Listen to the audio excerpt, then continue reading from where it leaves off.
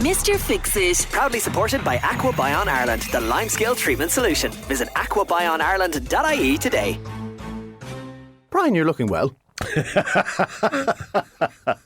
April Fool! Well, I knew it wasn't honest anyway. So that is the voice of Brian Cloonan from Cloonan's Hardware in Tullamore. He shall be here until 11. That much is factual. Well, unless I leave early. Oh, we live in hope. You can play music for 20 minutes. Martha has our first question. She says, I have a black, sooty, sticky liquid leaking down the chimney and coming out behind the stove. Where was your mind going? It sounded like a medical problem there for a minute. Sorry, say it again. A black, sticky, sooty liquid. Coming down the chimney. Yes.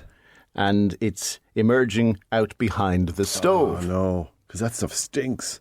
And that's what she says. It stinks. All right, okay. And it's badly staining the wall as well. Is there anything I can do by myself to sort it out? Or do I have to get somebody in? Well, look, you have moisture in your chimney, so the question is why. So, she lives in Ireland, I assume. yeah, no, there's more to it than that now. So the average chimney, well, have you a kind of a Chinese hat or a cowl or something to stop the rain coming in? Because that's the first way that moisture will come into your chimney. And the second way is that you get a build-up of condensation, particularly if you damp down your stove at night. So as much as you can, leave the vents open on your stove. If you happen to have a soot box, particularly if it's outside, take the door off the soot box. Whenever the chimney is not in use, take the door off the soot box. So nothing dries out a liquid as well as moving air. Why do you hang your clothes on the line outside? Moving air dries them out. If you have newly plastered walls in a house, people will always say, you want the walls to dry out? Open every window and door. Let air move through the house. So the same thing applies. You need moving air going through the chimney. It has to be able to get up there. So open everything that you can. The other thing you could do is you could burn, for an immediate dry up, you could burn a chimney cleaning log, which dries up the chimney really quickly. Otherwise, you can use hotspot or bluestone on a very regular basis in the chimney. But every time the chimney's not in use, leave the doors open if you can. If you can safely leave the doors open when it's not in use, let air move through the chimney. Now you need to work out, is the chimney not insulated? Why is so much condensation? That is a major problem. But do all these things and only then can you fix. Now you can wash the wall, but there's no point in putting a stain block on the wall until you get rid of the problem in the first place. So look at ventilation in the chimney itself as much as you can. I think you'll probably find you'll take care of it then. But if you're using it, which you are, well, we're coming into the milder weather now. So, I mean, a month ago you couldn't say to somebody, leave the stove off as much as you can. But coming into the milder weather now, you probably can. If I may. If you may. Tonight, in some parts of the Midlands, -1 degrees. No. I know. Sugar. Temporary blip. Now, it's going to be chilly enough at night time for the foreseeable. But tonight will be the only night it goes down below freezing. All right. So in that case, burn the chimney log. Who makes the wood? DeVille. And I've seen it in supermarkets and you'll get it in hardware shops. And what you do is you light a decent fire first, and then put in the chimney log and open up the vents on the stove as much as you can. You want the smoke, the vapours from that chimney log to go up the chimney as much as you can. So by lighting a fire first, you create more heat. The more heat you have, the more it moves up the chimney. And again, we get people who say, in fact, we've had people who say that if they have a problem chimney, a sooty, sticky chimney, their chimney sweep will say, right, I'm calling on, Tuesday the 25th, on Monday the 24th, I want you to burn a chimney cleaning log before I come, so that it will be less sticky and drier and more powder. Sometimes they even say do it 2 days. They want them to do it on the Sunday and the Monday and then clean it on the Tuesday. But it really does make a difference. Next, Peter in Stradbally asks, if engine oil was spilled on the seats and floor of a car, what would get rid of it? Oh my God. I haven't an answer to that. And I'm wondering if one of our car valeters who may be listening knows. Please do. And was it fabric on the seat or leather on the That's seat? the big question now. You'd imagine it. See, the problem is it's gone down. Is it a spill or is it a wipe? You know, if you had engine oil in your hands, that's on the surface, and then you can use a fabric cleaner. But this sounds like it's gone into the foam, and that's a real problem. So you would imagine if it's fabric and it's gone into the foam, you need one of the upholstery cleaners, or the same thing, carpet cleaner or upholstery cleaner, that puts a liquid through. So you're putting a detergent, which breaks down the oil, right the whole way through and then sucking it back out again. And even at that, the seats will still be wet. So you're back to exactly as we said, after you've cleaned it, even though make sure you get the one that puts it through and sucks it back out. So that'll take out 90%, 80% of the liquid. You still need then, ideally, to park it in an open shed with all the doors and windows, or the doors hanging open to allow the air to move through it. And don't sit there with cream trousers. And don't sit on it with cream trousers. Do you often wear cream trousers? Oh, yeah, it's my new style. Ah, okay. I copied it from you. I think style wouldn't be something you'd associate with you. So, next. We've a lot of silverfish around the kitchen and the bathroom. I know you've mentioned this before. I didn't have them before. Yeah, that's in fairness. How often do we hear that? Not that question. Well, just that. I've heard the question, never paid attention. Yeah. Listened to it, but didn't really absorb it because you didn't need to. Why would you? So should we start charging for repeating? So either anti-crawling insect powder or the likes of the sprays like the Rent-A-Kill Insectrol or Deathlac or one of those. And there's Fergal Gavin from Bodemone and Mullingar ringing me. So Fergal, you'll be glad to hear. Can I have it? He's not. No, we better not. No, we better not. He doesn't listen. He doesn't listen during his working hours to Midlands 103. So I'll ring you back, Fergal. Sorry about that. So anti-crawling insect powder, loads of different brands out there, or else Rent-A-Kill spray, one of those like lacquer spray, a residual spray. Sorry, the word just wouldn't come to me. A residual spray. We noticed. You couldn't string a sentence together. So put down the powder, get a paintbrush, rough it, do it all at the edges, put it all around the edges, and brush it in with a paintbrush where it can't be seen, and that'll do it. We'll give you a few minutes to put your false teeth back in. A listener says, I live in a housing estate where most of the houses burn coal, and there are times when you cannot open the doors nor the windows for the amount of smoke coming in, and it is genuinely hard to breathe. Give me turf over that any day. It is a cleaner fuel from an air quality point of view. Not sure what the science says, but that's your lived experience, and I trust you.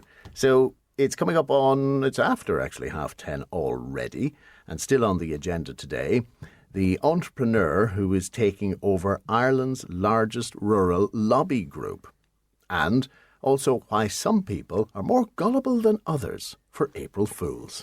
Mr. Fix-It. Proudly supported by AquaBion Ireland, the limescale treatment solution. Visit aquabioниreland.ie today. Mr. Cloonan, our next question concerns a laminated floor where unfortunately ashes fell while they were still hot, and now the floor is scorched. Can it be put right again? So within reason, when it says laminated, what you'd be doing is you tape around the scorch mark. So if you imagine you've a beech laminated floor, and a beech laminated floor has a light timber effect on the floor, and you now have a black mark on the floor. So you'll never leave it 100%. Now, if it's laminated boards, can you replace them? Can you take the boards up and take one from a corner? If you can't get the same brand, you might take one from under a piece of furniture and replace it. But what I'd always try first is tape around the scorch, get some very fine sandpaper and sand and sand and sand until the black is gone. And then just touch it up with either a clear varnish if it looks like the colour is not removed, or if it was a beech floor, you get a small tin, there's loads of brands out there, of beech varnish. And you'd give 2 or 3 coats of a water-based beech varnish and just build it back up again. So it's now smooth again and more or less the same colour. And I think you'll get it to a stage where it is it'll certainly be a lot less noticeable than it is now. And as we always say in these things, when you have a mark like that on the floor, you walk into the room, your eye is drawn to it straight away. Somebody else walks in, they're not looking for it, and they really won't notice it. What's with all the hangers in your car, by the way? I knew you got a message about that. I knew it. Did I just break something? What are you hammering the desk for? What's with all the hangers in your car? So, I don't like clothes hangers. Sorry? It's a very long story. Sorry? They're like kryptonite. No way. Personal issue, but I really detest clothes hangers. You can get help for that. You detest, of all the things in the world, you detest. Clothes Detest hangers. is a strong word. Yes, Wow. absolutely appropriate. Hate, despise. Anyway, they happen to appear like a fungus all over the inside of my car, hanging from the wheel, from the sun visor, from my bloody nostrils the moment I got in. Oh, lovely. So my daughter was looking very smug Oh, good girl. with her best evil laugh. Brilliant. Brilliant. Good girl, Izzy. Isabel, full marks. Yeah. I will get you back. He's pointing at the camera. Why, is she access to your camera? Oh, they're off school today. They are. Yes. Yes. She's access to everything. Of course they have.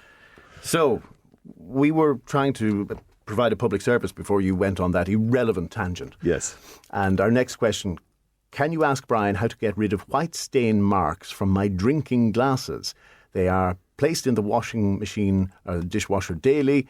However, they come out with this residue on them. That's from Sinead. Yeah, so we have found in the past that this residue, really when people switch brand of tablet that they're using, this seems to happen. I don't know what brands cause it, but I would switch to a different brand. Whatever tablet you're taking, I'd switch quickly. Quickly, yeah. So what I'd say is do a descale on your dishwasher. So you can get various dishwasher descalers like Service Engineer and things like that, and put all the glasses in and put it through on a descale of the dishwasher, which will, descale and disinfect the dishwasher, but usually is enough to descale the glasses as well. Now, if you find it's not enough to do it, then just get something like the lime-free descaler or one of the phosphoric acid-based descalers, and you can just mix up a jug of it or a bowl of it or a basin and just leave the glasses soaking in it for about 20 minutes.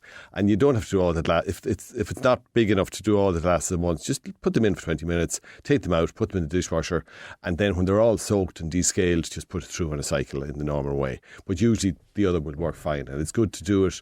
It's good to descale the dishwasher every now and again anyway.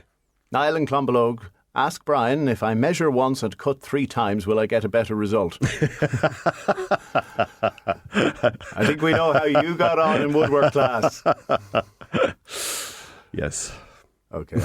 And Ina, thank you. She put me straight on a mispronunciation yesterday. Always good to be corrected in a very nice way. I always like to be corrected now, I have to say. There's a couple of things. I work obviously in a hardware shop, and you handle something dirty or black or whatever. And of course, none of us realise how often we touch our face. And I've gone through, I've always said to lads, if I have a black mark on my face, please tell me, or, whatever it is. No, if you're, no, but if there's something. That's different. Or better yet, if you have a mark on your trousers. Oh, no. Yeah. Or if your fly is open. There are certain things you don't tell people. No. If you're an evil sod. Appreciate being told. So Trish has the next question, and she has to clean out her attic and unfortunately has a phobia of spiders. And she's wondering, will the bug bomb work for definite? Oh, yeah. So it'll kill every spider up there. Now, it doesn't kill the spider that might come in. If you do it today, now, look, they don't move that quickly. So every spider, they normally come into the attic over the winter anyway. They come in out of the cold.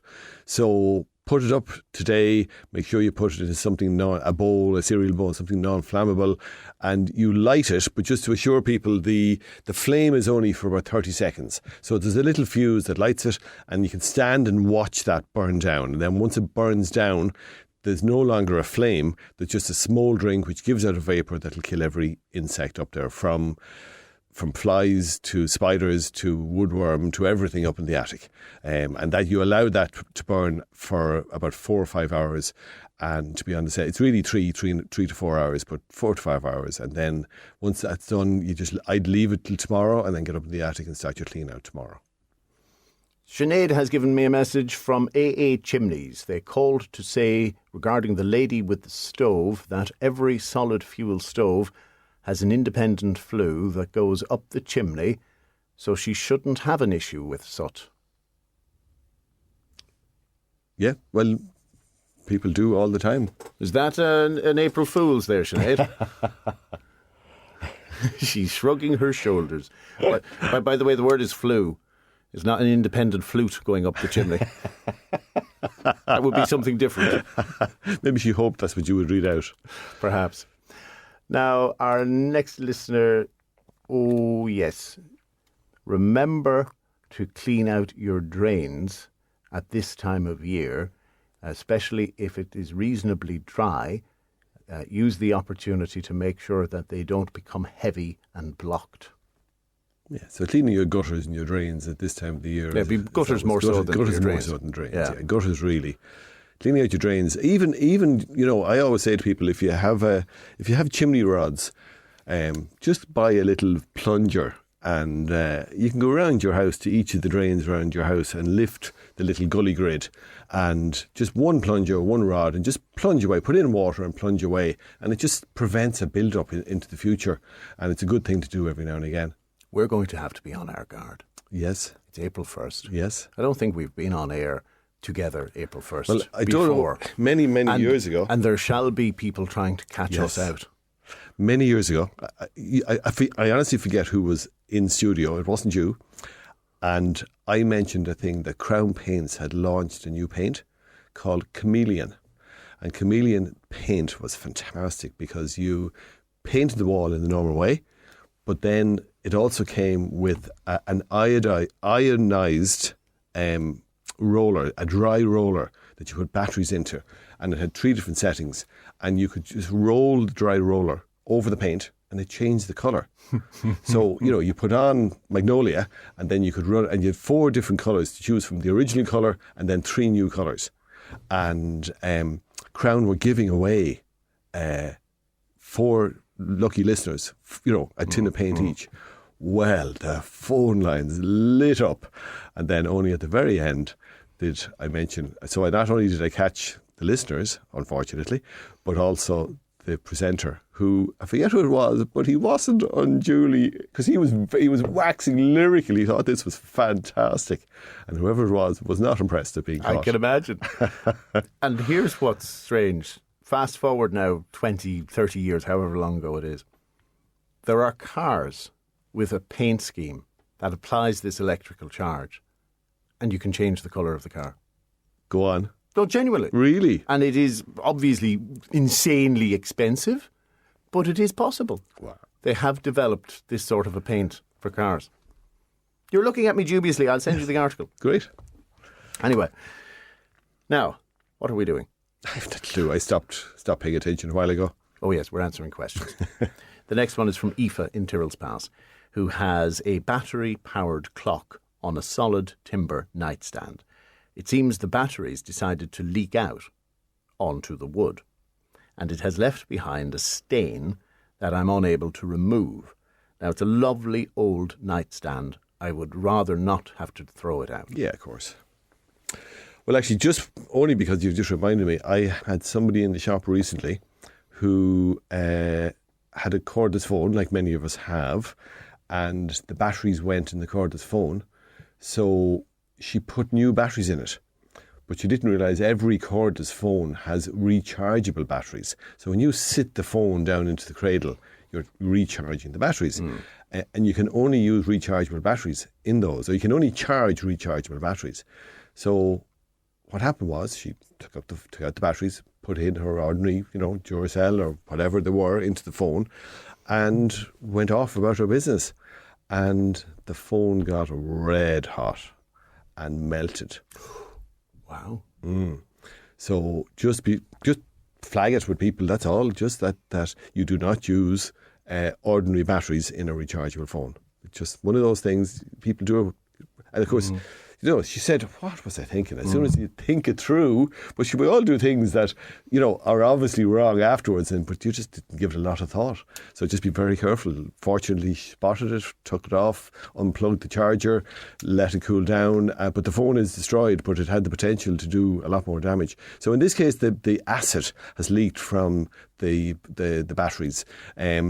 So funny enough, it's very similar to the damaged laminate from earlier. So that would be, and I didn't actually specify why you're taping around it. You tape around the stain so as when you're doing the light sanding, that you're only sanding the affected area, because you know, as you rub back and forth, you will do a bigger area. So by taping around it, you're only doing the affected area, which will make it less noticeable into the future.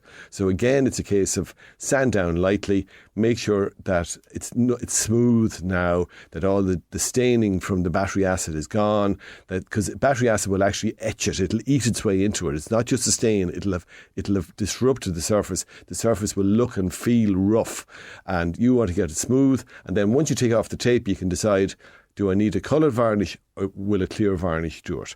And what you'd probably do is just varnish 3 or 4 coats on the bad area, and then just 1 coat over the whole thing to make it uniform. Is the best thing to do there. Coming up on 10 to 11, more questions for Brian after these. Mr. Fix-It. Proudly supported by AquaBion Ireland, the limescale treatment solution. Visit aquabioниreland.ie today. Can you convert an old oil lamp to an electric one, Brian?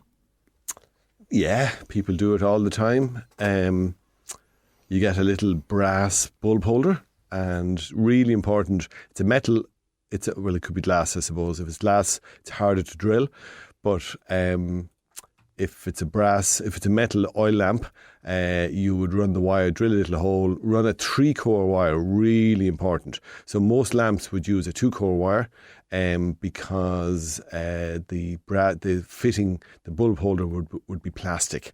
But you don't want to use a plastic bulb holder on an old metal lamp, or oil lamp. So you'd use a brass one, but the brass has to be earthed. And just a fine, and once you always use an LED bulb in it, it's not going to get hot. It's not going to use a huge amount of power. You can use a relatively light cable. If you can get gold cable or silver cable, it would be all to the better rather than white.